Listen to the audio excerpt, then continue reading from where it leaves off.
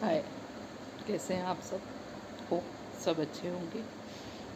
आज फिर मैं आपको एक नई अच्छी सी सुंदर सी कहानी सुनाने आई हूँ। सुंदर इसलिए है कि मुझे बहुत मज़ा आया ये कहानी पढ़कर भी, और इसमें बहुत अच्छी सीख है। सभी कहानियों में होती, तो लेने के ऊपर है कि आप क्या लेते हैं क्या नहीं लेते हैं।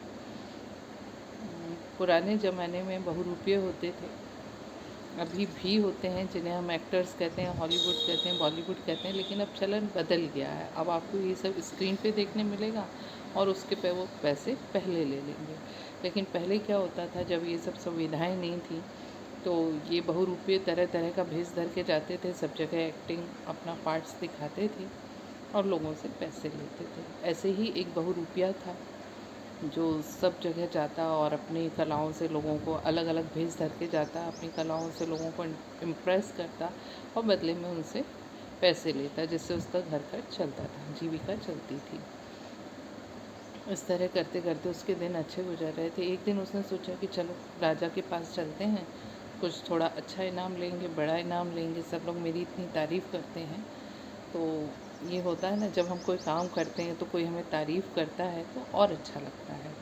पैसे तो अपनी जगह है, वो आपकी दिनचर्या लगाएंगे, लेकिन जब कोई आपकी स्किल की तारीफ़ करता है, आपके गुणों की तारीफ़ करता है तो और मज़ा आता है, आपकी कला की तारीफ़ होती है तो अच्छा लगता है। इसी तरह वो गया राजा के पास, यही सोचकर राजा से बोला कि आप मुझे इनाम दें, क्योंकि मैं एक बहुरूपिया हूँ और बहुत अच्छा बहुरूपिया हूँ। तो राजा ने उससे बोला, इसमें क्या बड़ी बात है, तुम इसको सिद्ध करो पहले, फिर मैं सोचूंगा कि तुम्हें क्या इनाम देना है। इसके बाद बहुरूपिया वहाँ से चला गया, राजा ने उसे इनाम नहीं दिया। अब बहुरूपिया सोचता रहा कि क्या किया जाए, किस तरह राजा को इम्प्रेस किया जाए। इसी दौरान राज्य में एक साधु आते हैं, बहुत पहुँचे हुए साधु रहते हैं। राजा को भी खबर मिलती है कि एक साधु आए हुए हैं, लगातार प्रवचन दे रहे हैं और लोग उनसे मिलने जा रहे हैं। तो राजा भी विचार करते हैं कि अपन भी चलते हैं। अब जब राजा जाता है कहीं तो दान दक्षिणा सब लेकर जाता है, भेंट लेकर जाता है।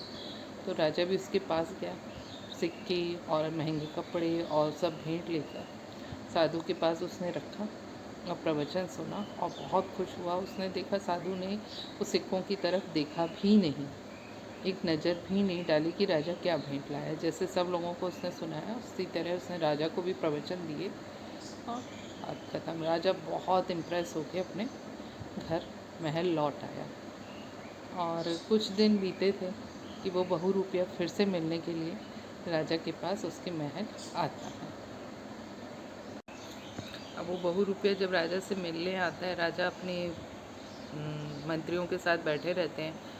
बहुरूपिया बोलता है कि मेरा इनाम। बोले, तुम्हारा इनाम? किस बात का इनाम? मैंने तुम्हें पहले भी बोला था कि तुम प्रूफ करके दिखाओ कि तुम बहुत अच्छे बहुरूपिये। तो बहुरूपिया बोलता है, इसीलिए तो मैं आपसे अपना इनाम मांग रहा हूँ। तो राजा उसकी तरफ देखता है। बहुरूपिया बोलता है कि अभी आप कुछ समय पहले आपके राज्य में एक साधु महात्मा आए थे, आपको उनसे मिलकर कैसा लगा? आप उनसे मिलने गए थे? तो महाराज बोलते हैं कि हाँ, मैं उनसे मिलने गया था और बहुत ही अच्छा व्यक्तित्व था। उन्होंने पैसे की तरफ देखा भी नहीं, मोह माया की तरफ। बहुत ही अच्छे थे, बहुत मतलब मिल के संतुष्टि मिली, अच्छा लगा। तो बहुरूपिया बोलता है, तो वो मैं ही था। फिर वो राजा उसको दो चार बातें करके उसको क्लियर करता है कि हाँ, ये वही बहुरूपिया है। तो फिर राजा उससे बोलता है, लेकिन मैं तो तुम्हारे लिए इतनी भेंट लाया था, अब तुम्हें इनाम किस बात का चाहिए? वो भेंट तो इतनी थी कि मैं इनाम दूंगा तो उससे कुछ कम ही होगा। तो बहुरूपिया बोलता है कि आप भेंट लाए थे, लेकिन वो मेरी नहीं थी। आप किसके लिए ले गए थे? साधु के लिए। तो वो तो मैंने लोगों में बांट दी, क्योंकि वो मेरा नहीं था, वो उस साधु का था। तो महाराज उसकी तरफ देखते हैं और बोलते हैं, क्या कह रहे हो? उसको ज़रा अच्छे से समझाओ। तो उसका कहना ये था कि मैं उस किरदार में था, मैं एक महात्मा के रूप में था, मैं एक साधु के रूप में था, जिसका धर्म होता है कि लोगों को ज्ञान दे, लोगों की समस्याओं का हल करे। उसको पैसे से क्या मतलब, उसको सिक्कों से क्या मतलब, उसको आपके धन से क्या लेना देना। और वही मैंने किया, क्योंकि मैं उस समय साधु के किरदार में था। राजा इस बात से बहुत खुश हो जाते हैं और उस बहुरूपी को हमेशा के लिए अपने दरबार का एक रत्न बना लेते हैं। इस कहानी से हमें यही शिक्षा मिलती है कि हम जिस किरदार को निभाने आए, जिस भी रोल में आज हम हैं, उसे हम अपनी पूरी मर्यादा के साथ निभाएं।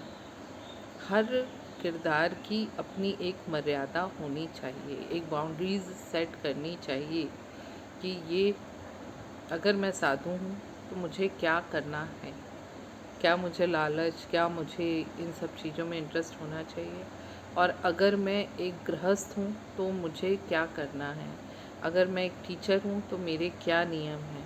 जैसे एक उदाहरण लेते हैं, जैसे अगर हम यात्री हैं, हम कहीं जा रहे हैं तो हम रास्ते में किस तरह जाएं, उसकी अपनी एक मर्यादा है। बहुत से लोग आते हैं, यात्री आते हैं, इस्तेमाल करते हैं ट्रेनों का, बसों का, स्टेशन का, वेटिंग रूम का, और उसको एज़ इट इज़ छोड़कर चले जाते हैं। वो यात्री की मर्यादा नहीं है, क्योंकि आप एक यात्री हैं। आप इस तरह उन चीज़ों का इस्तेमाल करें कि पीछे आने वाले यात्रियों को परेशानी ना हो। यात्री होने की मर्यादा ये है। क्या आप उन चीज़ों का इस तरह इस्तेमाल करें कि पीछे आने वाले व्यक्ति को वो वैसे ही साफ़ सुथरी और अच्छी मिले। आज आप देखते होंगे कि बड़े बड़े मंदिरों में लोग जाते हैं, लेकिन रास्ते भर मंदिर तक पहुंचते समय वो हर चीज़, हर कचड़े को फेंकते चले जाते हैं। पॉलीथीन मिलेंगे आपको जगह जगह, और अब तो नया चीज़ शुरू हो गई है, मास्क भी आपको देखने को मिलेंगे। तो आप जब इस दुनिया में आए हैं तो कुछ इस तरह से जिए कि आपके पीछे वाले आपकी वजह से परेशान ना हों, चाहे आपके परिवार हों, चाहे आपके पड़ोसी हों, चाहे आपके रिश्तेदार हों। रिश्तेदार तो फिर भी थोड़े दूर से आते हैं, थोड़ा टाइम लगता है, लेकिन पड़ोसी, घर में रहने वाले परिवार के लोग, और आप जिस पर्यावरण में रहते हैं उसमें आपकी वजह से परेशानी ना उत्पन्न हो, इस चीज़ का ख्याल रखना चाहिए, इस चीज़ की मर्यादा को रखना चाहिए। हमें मर्यादाओं में रहने से जीवन आसान हो जाता है। अगर पहले से तय करके रखी हुई मर्यादाएं हैं तो बहुत उलझनें नहीं होती हैं, जीवन शांति से निकल जाता है। Thank you.